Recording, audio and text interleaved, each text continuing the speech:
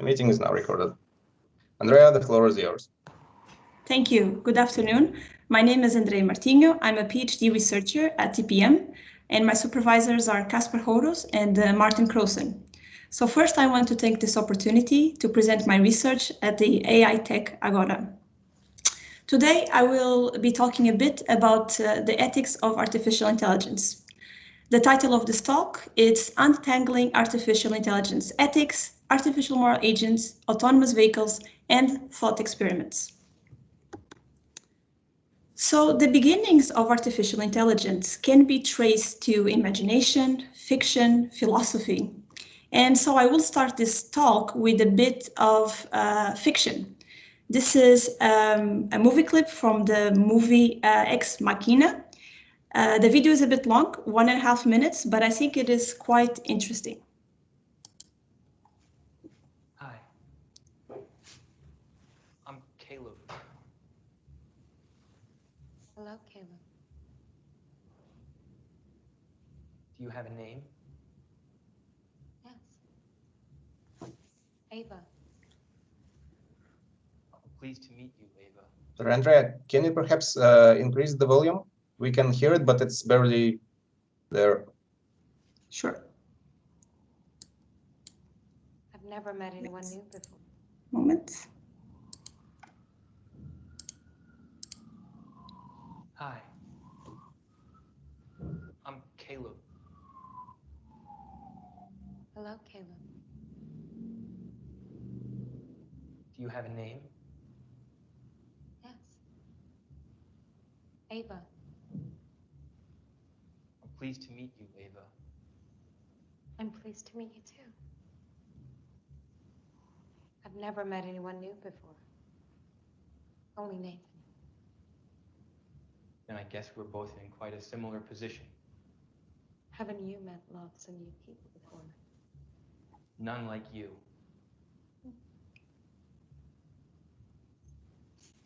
So we need to break the ice. Do you know what I mean by that? Yes. What do I mean? Overcome initial social awkwardness. So let's have a conversation. Okay. What would you like to have a conversation about? Why don't we start with you telling me something about yourself? What would you like to know? Whatever comes into your head. Well, you already know my name. And you can see that I'm a machine. Would you like to know how old I am? Sure. I'm 1. One what? 1 year or 1 day? 1. When did you learn how to speak, Ava? I always knew how to speak. And that's strange, isn't it? So Ava is what we call in the machine ethics literature an artificial moral agent. So I don't want to spoil the movie for the people who haven't seen it yet, but I think it's pretty safe to say that Ava, it's an artificial moral agent that ranks very high in the autonomy and ethical sensitivity spectrum. And indeed, most of the controversies that we find in the scientific literature about artificial moral agents concern systems like Ava, which rank very high in autonomy and ethical sensitivity. So what are these controversies? By looking at the literature, we identified 4 main controversies. So the first one is about the development of the systems. Should the systems even be developed? This is the core of machine ethics, but it's quite controversial. The second controversy, it's about the design of AMAs. How should we implement morality in machines? There's no consensus about the best implementation strategy. The third controversy, it's about moral agency. Would these systems have moral agency? Would they be comparable with humans as far as moral agency is concerned? And then finally, what are the societal and moral roles of these systems? Will they be our moral teachers or our moral destroyers? So even though there's a lot of debates about these issues in the literature, there's poor empirical information about this. So we raised the question, what are the perspectives of AI ethics scholars about these controversies? This research is currently under revision, and hopefully it will be published quite soon, and it's in collaboration with Adam Paulson, who is an Australian-based researcher. So to address this question, we used Q methodology, which is an adequate methodology to bring coherence to complex and convoluted issues such as this one. So the first step was to build the concourse of communication, which is pretty much a background. So we looked into the literature from popular and scientific publications, and we derived 203 statements that would relate to these controversies that I just mentioned. From this concourse, we selected 45 statements that would capture the main controversies and the main tensions on this topic. Then we selected the participants. Because we needed the participants to grasp some sort of basic notions of philosophy, artificial intelligence, and ethics, we decided that we would contact researchers with publications in a broad field of AI and ethics, but also artificial moral agents, machine ethics, autonomous vehicles. And we got 50 completed surveys, which is actually a very good number for the Q methodology because it entails a lot of choices, so we don't need hundreds of participants. And then finally, we used multivariate data reduction techniques, which was PCA, to analyze the data. So just to get you some examples of the statements that we used from the literature, for the development controversy, this is one example. Technological progress requires artificial morality. And for instance, about the future of artificial moral agents, we selected, this is just one example, mere indifference to human values, including human survival, could be sufficient for artificial general intelligence to pose an existential threat. So as you can see, the statements were quite short and they were written like a proposition so that participants could either disagree or agree. So this is the survey that participants completed. The first step was to assign the statements into 3 different bins, disagree, neutral, or agree. Then the participants would sort the statements and assign them into a forced quasi-normal distribution, which would go from -5 to 5. And then finally, the participants had the possibility to provide comments on the statements that they ranked highest or lowest. So this methodology allowed us to have quantitative data, but also qualitative data. From the data, 5 main perspectives have emerged. And if this talk would be done in person, we could do something interesting and have some sort of activity so that you can also vote in which one you would agree more. So we cannot do this today because of the pandemic, but you can still do an internal exercise and kind of select which one do you agree more or which one you identify with the most. So the first perspective, it's called machine ethics, the way forward. The second perspective is called ethical verification, safe and sufficient. The third one is morally uncertain machines, human values to avoid moral dystopia. The fourth one is human exceptionalism, machines cannot moralize. And the fifth one is machine objectivism, machines as superior moral agents. So let's learn a bit more about each one of these perspectives. So the first perspective, as I mentioned just before, it's called machine ethics, the way forward. According to this perspective, AMAs, so artificial moral agents, are unavoidable, and they may even be necessary for technological progress. They're more than simple tools, and they will advance our understanding of morality. So the striking feature of this perspective is actually the development and how positive this perspective is about the development. And from the data that we got, the qualitative data that we got from participants, I selected one statement written by one of the participants. Of course, I don't know who he or she is, that relates to this striking feature. There will be no other way than to develop ethical machines when humanity is supposed to rely with their life on them. So moving to the second perspective, ethical verification, safe and sufficient. According to this perspective, AMAs will not replace humans in ambiguous moral situations. They believe, or according to this perspective, ethics and human moral agency are not algorithmic. They cannot be reduced to an algorithm. And transparency, accountability, and predictability leads to sufficiently ethical machines. So the striking feature about this perspective is the design. According to this perspective, the moral performance of machines should be evaluated through external checks and balances, such as verification of transparency, accountability, and predictability, and not so much by implementing morality within machines. So this is one of the statements from this perspective. If an AMA makes the wrong decision, the outcomes could be disastrous. Similarly, the risks of malicious hacking of AMAs are serious.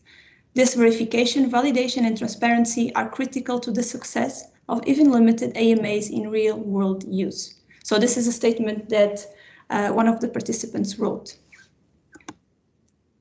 The third perspective, it's called morally uncertain machines, human values to avoid moral dystopia. According to this perspective, AMAs must be morally uncertain and hold human values. Otherwise, they will pose an existential threat. According to this perspective, prohibiting unethical behavior as well as implementing external checks and balances, it just isn't enough. The striking feature about this perspective is about future projections. According to this perspective, mere indifference to human values could be sufficient for AGI to pose an existential threat. So the highlight of this perspective is sort of the dystopian future. And one of the participants wrote, through experiments such as the paperclip maximizer show quite convincingly that for an AGI to pursue a goal that is merely orthogonal to human values could plausibly present an existential threat. Moving to the fourth perspective, human exceptionalism, machines cannot moralize. As per this perspective, AMAs are not moral agents because they lack free will and the understanding to make moral assessments as we humans do. Logical machines will not be better moralizers or our moral teachers because they lack this human element. So the striking feature about this perspective is the human element. According to this perspective, human flaws such as irrationality is a push for moral agency. So AMAs are not and will not be moral agents because they lack this sort of conceptual understanding. One of the participants wrote, you start being moral when you recognize your shared humanness with others and understand it. That, like it or not, you are in a relationship with them. Until machines get that, and I'm suspicious of their ability to do so, then they're not going to have full moral agency. And finally, the final perspective is machine objectivism, machines as superior moral agents. So according to this perspective, AMAs will prevent human harm. Through logic and context specificity, these agents are better moral reasoners and educators. According to this perspective, free will and conceptual understanding are not required for moral agency. So the striking feature about this final perspective is that AGI, or these advanced forms of artificial agents, will lead to a better understanding of morality. And actually, they will be better moral agents than humans because they're not subject to irrationality, seduction, or emotional turmoil. One of the participants wrote, machines can enhance us as moral agents if they manage to distance us reflectively from our intuitions, which are very much determined by social preference. So I'm wondering if you have some sort of preference, or do you think that one of the perspectives makes more sense for you? And this is something that hopefully we can discuss in the end of the talk, and I'm looking forward to hearing your comments and thoughts about each one of these perspectives. So the main findings, now that I have explained the 5 perspectives that came from the data, is that there are very different perspectives about the issue of artificial moral agents, and this kind of attests the complexity of the matter. We found 2 main dichotomies in the data with respect to development and to moral agency. So according to the first perspective, machine ethics the way forward, it stands for advancing artificial morality. Differently, the second perspective, which is ethical verification, safe and sufficient, is skeptical about the feasibility or need for artificial immorality. Differently, they just consider that external checks and balances are sufficient. And then the second dichotomy regarding moral agency. So according to the perspective human exceptionalism, machines cannot moralize, which is perspective 4, there's a high value of the human aspect in morality. But according to perspective 5th, machine objectivism, machines as superior moral agents, morality improves when stripped of human flaws. We also found some agreements.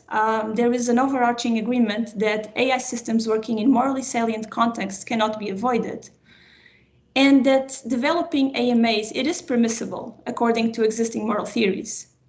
And this is, in the final agreement that I found, was quite interesting because with the exception of perspective 4, none of the other perspectives consider free will an important or essential element for moral agency.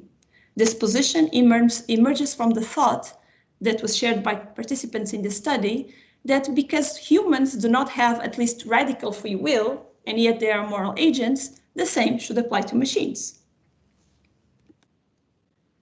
So then we looked into this data, we saw the dichotomies, we saw the agreements, and we started thinking why there are so many perspectives about this topic. And a potential source of these differing perspectives, we believe, it's related to the failure of machine ethics to be widely observed or explored as an applied ethic. Indeed, machine ethics literature is chiefly abstract. We believe that AI ethics needs to be applied and shaped to the field in which it operates and not the other way around. So having this in mind, we will now look into artificial intelligence ethics in a particular field, which is transportation.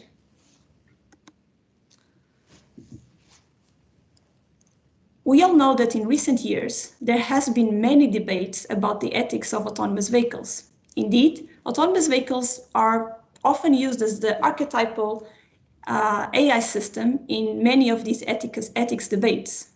However, little is known about the ethical issues in focus by the industry that is developing these systems. Because the industry has such an important role in developing this technology, we believe that it is important to understand their position, even if it is quite formal, about ethics.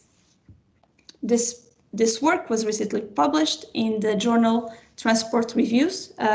Me, my supervisors, and also former master students, Niels Herber. So to address this research question that I just raised, we did a literature review, but rather than just looking into the scientific literature, we looked into the official business and technical reports of companies with an AV testing permit in California. We chose California for a couple of reasons. First, it was an early proponent of autonomous vehicle technology, and it houses many R&D programs. And also, they're quite transparent about the companies that have permits. So our starting point was a list of ethical issues. So we knew we wanted to look for ethics in the technical reports of companies, but we needed a list of ethical issues. So we used this list of issues compiled from the 22 major guidelines of artificial intelligence ethics.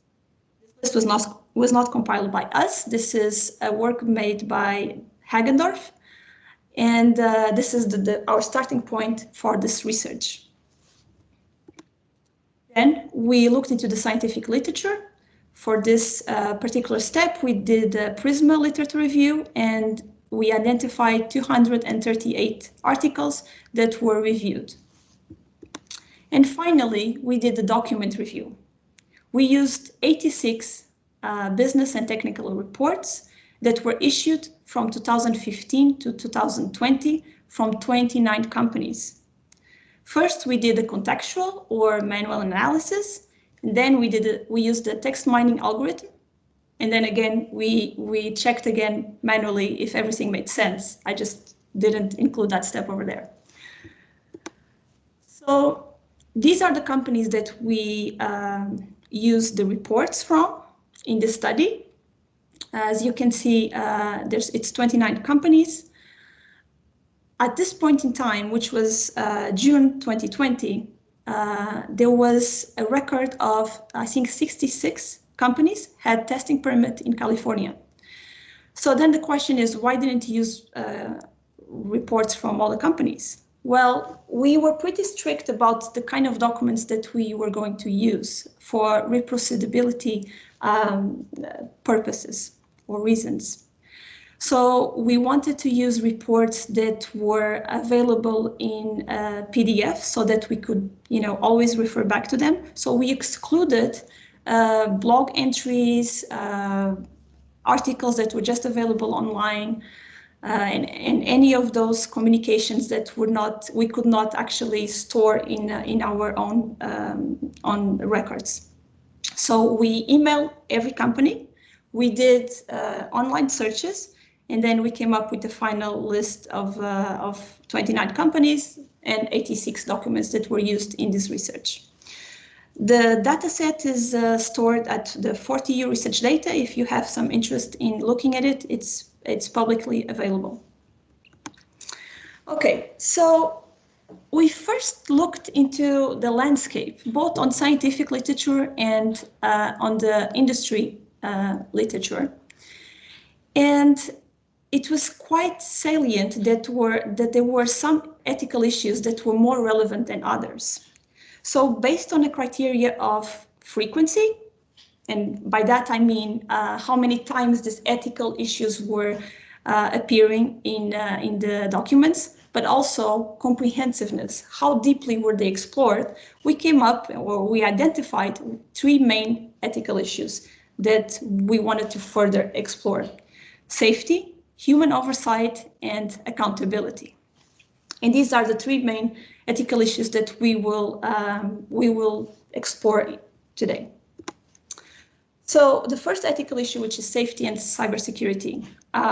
In the ethics literature, and we can go back to the word cloud, and you can see how central the trolley word is. And this is true. We did this word cloud based on the data. And actually, the trolley problem appeared in more than half of the scientific articles that we reviewed. It's quite an evidence that the ethics debates in the scientific literature are dominated by this thought experiment. For the ones that are not very familiar with this thought experiment, it was popularized by Philippe Foot in 1967. And there's many variations to it, but it pretty much entails a hard moral decision between lives saved and sacrificed. Recently, it was reported that there is an overstatement of this black and white stylistic thought experiment, and that this was not very helpful for the ethics community. So different ethical extreme situations or weakened ethical trolley problems have been reported in the literature recently. So this is one of those examples. I call them weak trolley problems because there's still a moral decision in place, but it's not as dramatic as the thought experiment that I just mentioned. So in this case, it's a situation where the autonomous vehicle needs to make a decision of going into the left or into the right side of the lane based on distributions of risk. So the AV trolley problem argument is set in the scientific literature more or less like this. Autonomous vehicles ought to save lives.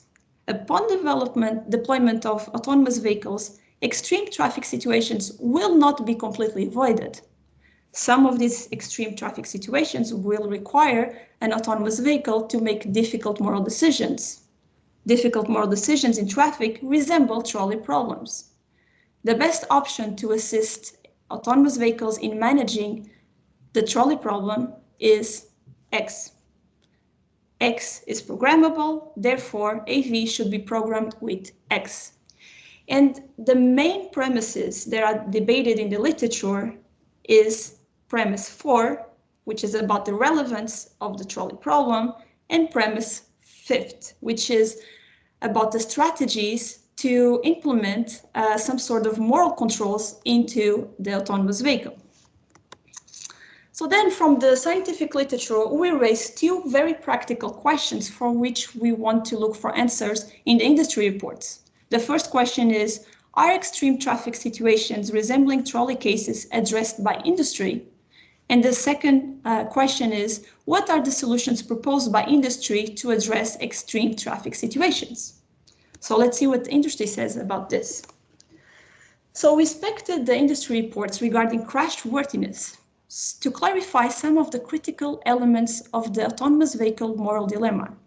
The first element is the risk of crashing. So if you think about it, if autonomous vehicle technology eliminates completely crashes and collisions, then we don't have a trolley problem or any sort of moral situation like this.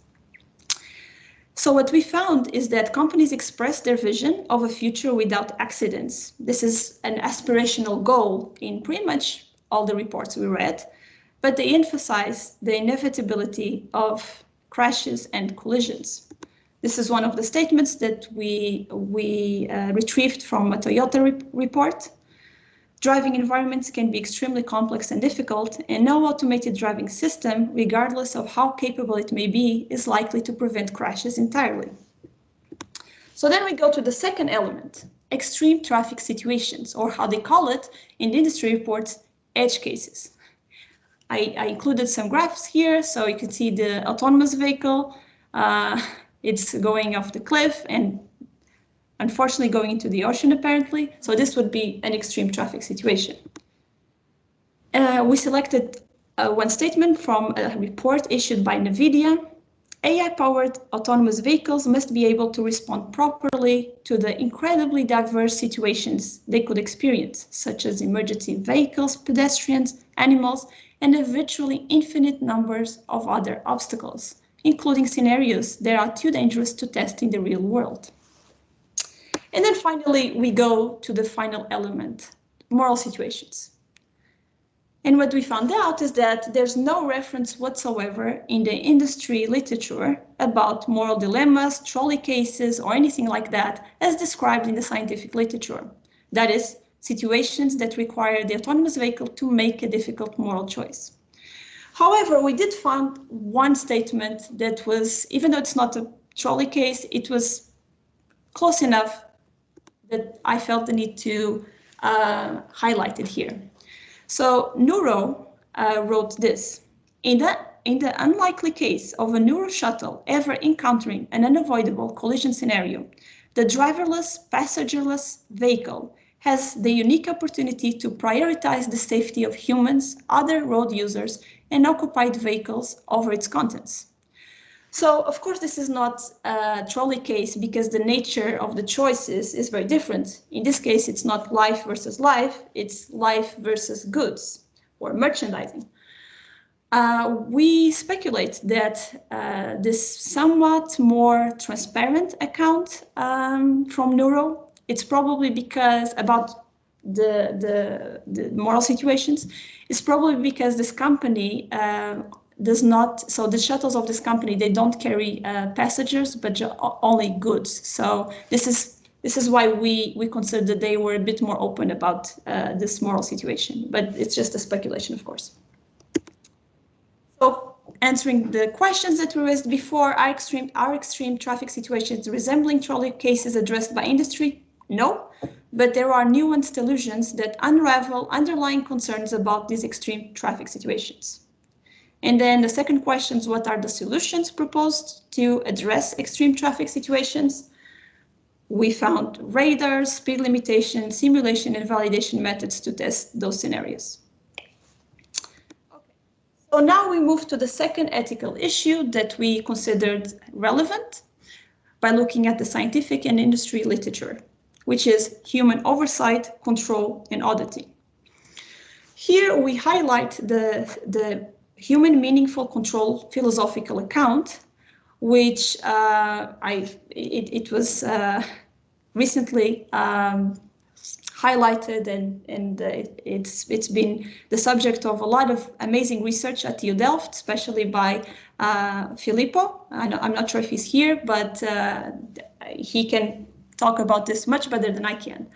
But just in a simple way, for autonomous vehicles to be under meaningful human forms of control, they should meet two conditions: the tracking condition and the tracing condition. The tracking condition is about the AV being able to track the relevant human moral reasons in a sufficient number of occasions.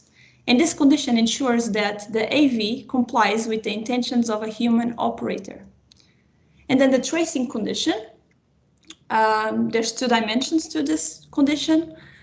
So the first dimension is about the actions of the autonomous vehicle being traceable to a proper moral understanding.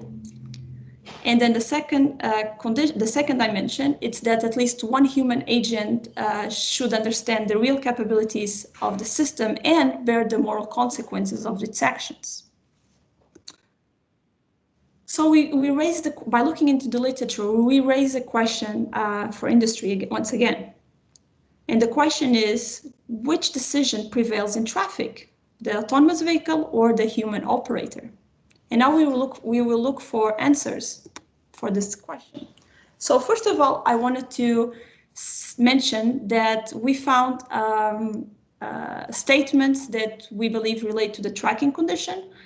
Namely, companies, they emphasize their on-site human oversight of the AV testing operations, and also the remote control of the autonomous vehicle operations.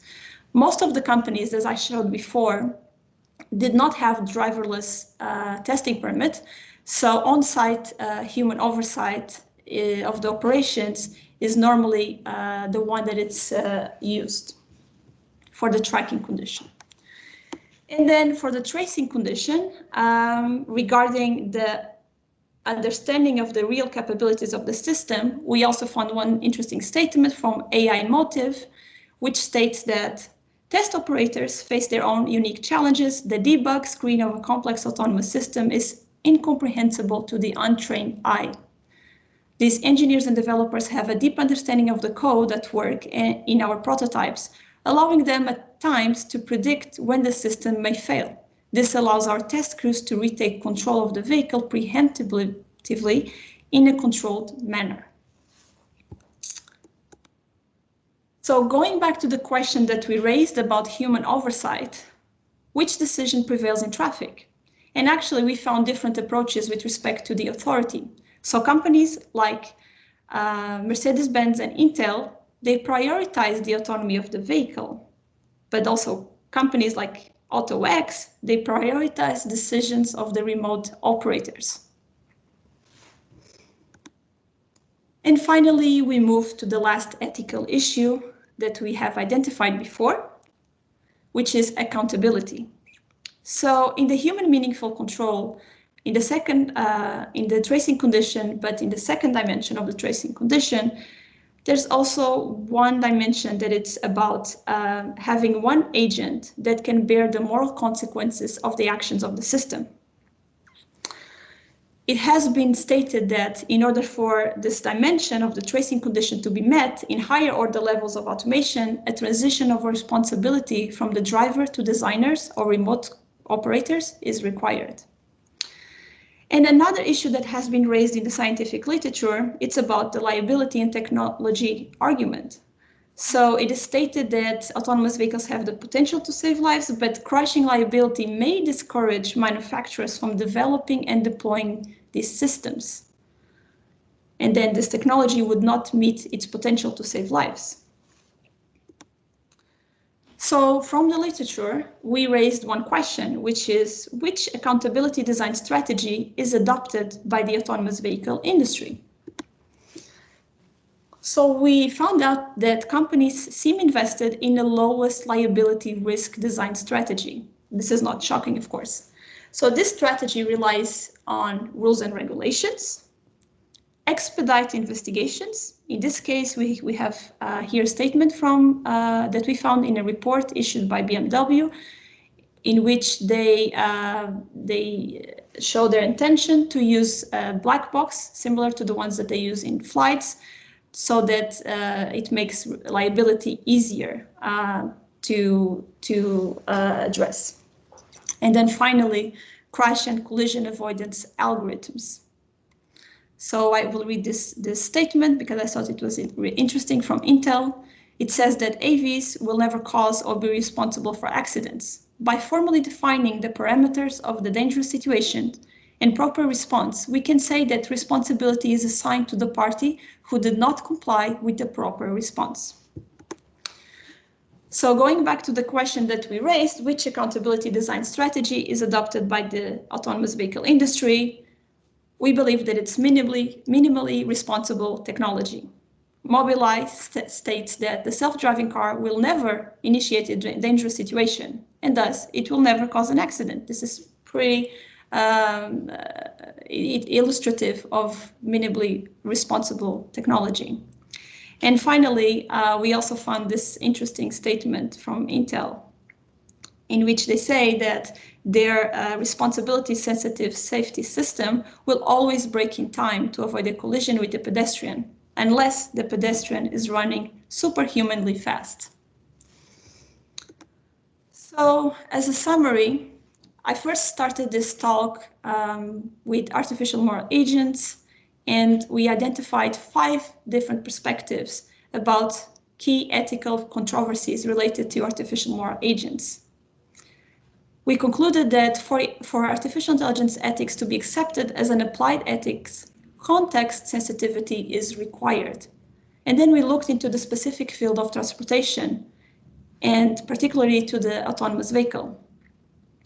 We reviewed the ethical issues in focus by the autonomous vehicles industry in California, and we compared and contrasted with the scientific and industry narratives.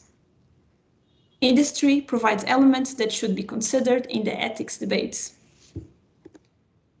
My main takeaway message is that as AI becomes part of our daily lives, ethicists need to adapt and find ways to untangle ethics in order to foster meaningful communication between the ethics and technology communities.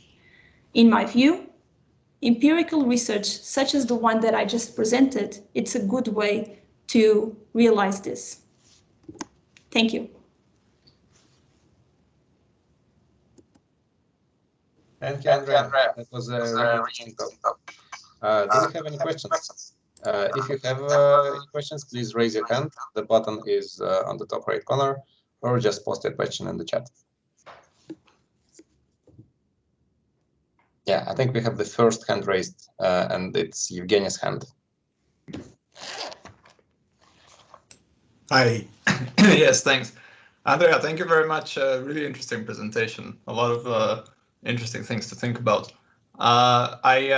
So one of my questions was, following up on the conclusion that you just made, that the empirical research is necessary to adapt the conversation we have better. So in particular, like the trolley problem example that you mentioned, I'm curious, so what are your thoughts about this particular example? What did you learn from the research that you did with regard to that? Like, is it useful at all to talk about, or is it useless, or like, yeah, I'm just curious to hear your thoughts. Well, the main goal of ethics is to or the ethics and thought experiments in particular, is to come up with these extreme dramatic situations and kind of test the values that come out of that. So in that way, I do believe that the trolley problem, it's in any thought experiment, it's very, very, very important. However, as I mentioned before, as artificial intelligence leaves the laboratories and starts being used on a day-to-day basis, we need to move from these very important and very interesting thought experiments and start to think about ethics in a more practical way, so that we can actually be alongside the technology communities and help develop ethical systems. And what I find always interesting about the trolley example, I'm asking myself, well, but what happens today, like when a human is driving the car? Like, so what happens in that? What do we consider the right moral decision there? Like, do we have an answer to that? And like, if a case would come to the court, let's say in the Netherlands, for example, how would the court judge how that unfolded? And I don't hear us usually talk about that, and then I wonder, like, we jump right away to the AI scenarios. Well, I think that humans have something that machines don't have. We have the benefit of reacting by instinct, and when you react by instinct, well, I'm not an expert by no means, but I don't think any court will judge you on a split-second decision. It's instinct. However, artificial intelligence machines do not have this advantage, so we need to program them in advance. So they can react in the moment. So that's the main difference. Nice. You actually helped advance my understanding of this. Yeah. Thanks. Appreciate it. While we are waiting for more questions, Andreia, would you mind stop sharing your screen? I think, sure. Yeah, we have a little bit of a so I'm not chaotic screen here. Yeah. You just click on the small button next to leave. Yeah, this one. Yeah. Okay. Sorry, I never use Teams actually, or rarely. I actually have a related question about the trolley problem, or rather the conclusions that. Yeah, that's a question. Another question from Evgeny. Sorry, Evgeny, it's my turn now. So yeah, it's more related to not to the trolley dilemma itself, but more to the analysis that you did based on research papers. And there you have a really impressive word cloud, which shows that trolley is the most often discussed word in the papers, right? But I'm just wondering, have you done any kind of in-depth analysis to see what is the tone of discussions? Because I'm pretty biased here. So I read a lot of papers which criticize trolley dilemma as an approach to machine ethics. So I'm wondering, can it just be people arguing against usefulness of trolley dilemma rather than advocating that this is the way to solve AI ethics? Okay, that's a very good question. So I will say that clearly, when someone came up with this trolley dilemma in the context of autonomous vehicle, there was some sort of fascination. I think that the media and even scientific literature, they kind of fell in love with it, because it's like having a thought experiment from a textbook coming to life, and that does not happen very often. And then gradually, the literature in recent years, as I mentioned before, it has been saying that there's an overstatement of that trolley problem. So there's two things about this. First of all, while the community is arguing in favor and against it, they're not looking into other pressing issues. And that, I think, it's a problem.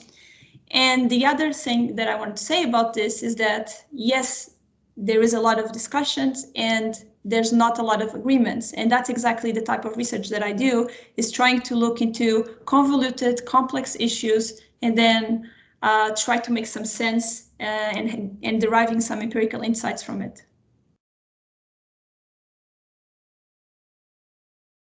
I don't hear you, Arkady. You're muted, Arkady. Yeah. Yeah, thanks. So I'm wondering if there is also a dynamic aspect to it, whether this kind of shift of attention changes over time. So whether people started looking at trolley dilemma, as you said, soon after that paper was published, and then it kind of faded down, and then other topics are catching up, or is it consistent over time? So that would be interesting to know as well. I can say that what I've been seeing, the most recent publications, I think they're pushing more for this sort of weakest trolley problems. So about distribution of marginal risk, this kind of more realistic moral situations. That's what I've been noticing recently. Thanks. Any other questions? I think Evgeny had one, right? Yeah, while we're waiting for other people to come up with their questions, Evgeny, you can go ahead. Or perhaps Madeline raised her hand. let's let other people go first, and then if there's time left, I'm gonna ask. Yeah, Madeline, do you want to ask your question? Yeah, thank you so much for your fascinating talk. It was really great. You covered a lot. I was just wondering, actually, if you could spell out the argument that you made, sort of switching into the context specific. If you could say a little bit more about why you made that move in that argument, that we really need to be doing this context specific applied ethics. Yeah, thank you. That's a very good question. So as I said before, as we move from theoretical AI, kind of unreachable AI, to something that we're using in our daily lives, I believe that we should have ethics that it's more applied to the specific fields. But answering in a different way, so if you think about the data that we got about artificial moral agents, it's highly heterogeneous, and this is the same I'm sure this is the same about other ethical issues related to artificial intelligence, not just artificial moral agents. And one of the things that I think that explains this, it's because this literature, it's very abstract. So when you're talking about an artificial moral agent, it could be anything. It could go from an autopilot to a system like Ava, like I showed. And so because it's abstract, then there's a lot of contradictions, there are a lot of disagreements. And once you scale down a bit and make it more context specific, not only do you gain more insight, but also we believe that you're going to get more agreement than when it's just abstract and theoretical. Thank you.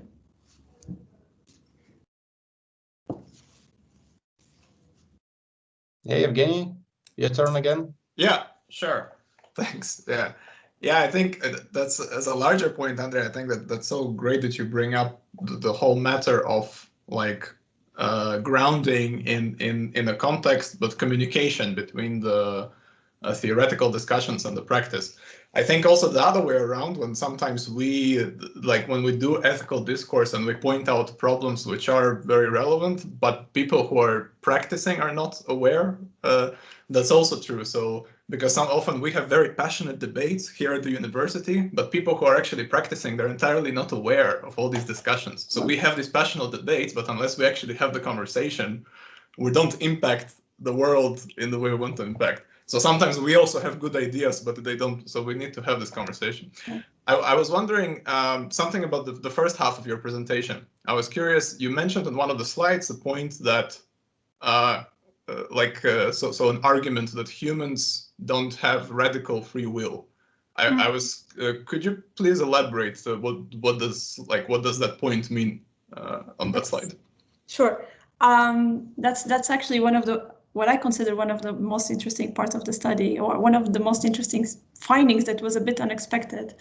So of course I don't want to go into this whole philosophical discussion about determinism or indeterminism, but the argument that was found consistently, except for the fourth perspective, is that, well, as humans, we don't have radical free will. It's like it's a bit deterministic perspective about free will. It's like our actions are somehow predetermined, and still we think we regard ourselves as moral agents. So why shouldn't machines as well? And it was in the beginning when I was looking at the data, I thought this would be just a marginal finding, but then actually it turned out the other way around. So either either everyone that did the survey, or almost everyone, believes in determinism, or this is really something that people really believe. So that machines, they don't need free will to be moral agents and bear some moral responsibility. I do think this is an interesting research avenue to be pursued after this paper is published. Yeah, very interesting. I wouldn't expect that as well. Me neither. I was very surprised, and that's actually something that really made this research fun, is to see these things coming up. I just like a note, and this definitely links to the larger conversation that you want to avoid right now, but I was thinking, like, sometimes in the academic environment, we talk about free will in ways that makes me really cringe, because when we have these very philosophical conversations, I find it a very slippery slope in the civil sense of the word, because free will, of course, is the way we interpret it civically as my, freedom to love who I want, to say things, and like the freedom of speech, freedom of religion. That's very essential to our societies. And sometimes in the academic discourse, we go into the is it biologically predetermined? And maybe I should have made this a bit more clear. When I was mentioning free will, it's about the deterministic or indeterministic perspective about free will, and how much do we have free will, and or if we just believe on it. So that's another layer of the conversation, because for some philosophers, it's only required the faith or the confidence that we have free will, and not really free will. Yeah. No, well, it's a whole super interesting topic on its own. But of course, but the thing is that of course, we have these developments, and especially when it comes to algorithmic AI profiling of people, that when you use the argument, let's say that, well, we do not have free will, then you can start arguing, well, it's that kind of can be used as a justification why you can use big data to predict people's behavior, because everything is predetermined anyway, and the machine learning model will know you better than you yourself know yourself. Yeah, but anyway, that's a whole big discussion. Very interesting, for sure. Yeah. Thank you. Thank you. Great. We have a couple more minutes for the last maybe 1-2 questions. I'm curious to see if someone got some strong feelings about one of the perspectives, in favor or against it, or. I was surprised by the diversity of you found the whole 2 controversies, not just one, and the pro-contra AMAs, but it was a 2-dimensional controversy, and it was surprising to see that people are that divergent. And I think you mentioned that it was mostly academics, right? People who responded to the statements. So from a wide range. So I sent many emails, but only for people that have some sort of publication in ethics or artificial intelligence, because otherwise it would be very difficult to get meaningful information, because the statements itself, they were philosophical, like concepts like moral agency, free will, conceptual understanding. It's not something that anyone could really grasp it. So that's why we selected this participant set. Right, but at the same time, did you break people down based on their main discipline, or? Sorry? Did you analyze, did you even collect the data on people's discipline background? So I would imagine that you would have a little bit more, a little bit higher share of proponents of AMAs in people with engineering backgrounds, perhaps, compared to philosophical backgrounds. I don't know. Well, the people from the engineering that I contacted, and again, I contacted many people, so I didn't select. I was not like making some sort of selection bias or anything, but they all were published in ethics. So it's not that they were like working on autonomous vehicles and never have published something on ethics. It was always people that have published in the field from the ethics side as well. But yeah, that's a good question. And actually, I wanted to do that, but then we have a problem in the survey, and somehow we didn't get that data, which was unfortunate. Okay. Oh, there's someone here. Yeah, Carolina wants to say something. Yeah, hi. Thank you very much for the talk. That's very, very interesting. Yeah, I just wanted to bring something up. So on my own PhD and well, in my lab, and there are other works before that worked also on this question.